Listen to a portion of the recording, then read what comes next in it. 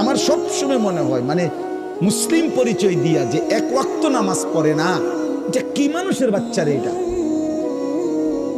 মুসলমানের ঘরে এত বড় জানোয়ার হইল কেমনে? এটা এত বড় জানোয়ার মুসলমানের ঘরে হইল কেমনে?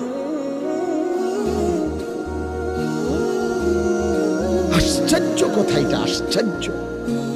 এটা রীতিমতো আমার অবাক লাগে যে হায় হায় হায় হায়, 365 দিনে খোদার এক বছরে ও কোনোদিন ফজরের নামাজ পড়ে নাই, কোনোদিন 5 ওয়াক্ত নামাজ পড়ে নাই। এমন মালিক করে কেমনে কে বুলায় দিল? জন্মলগ্ন থেকে যে শুনছে সে মুসলমান, জন্মের পরে যার কানে আজান দিছে, একামত দিছে, যার মা মুসলমান, যার বাবা মুসলমান, যার বংশের সকলে মুসলমান, যার চারিদিকে মসজিদ, যার মিনারায় আজান, যার ঘরে ঘরে রবের কোরআন, যার চারিদিকে মাদ্রাসা,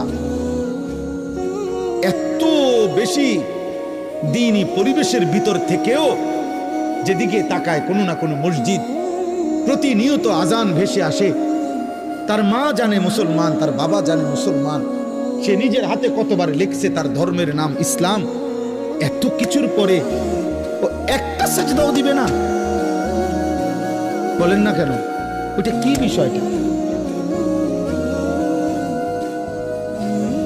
তোমরা যদি এখানে একটা ছেলে এমন থাকো দোস্ত, মায়ের বুকের যদি 1 ফোঁটা দুধ পান করে থাকো, একবার বলো কে তোমার এমন মালিক ভুলায়, এমন রব কেমনে ভুলে গেলা,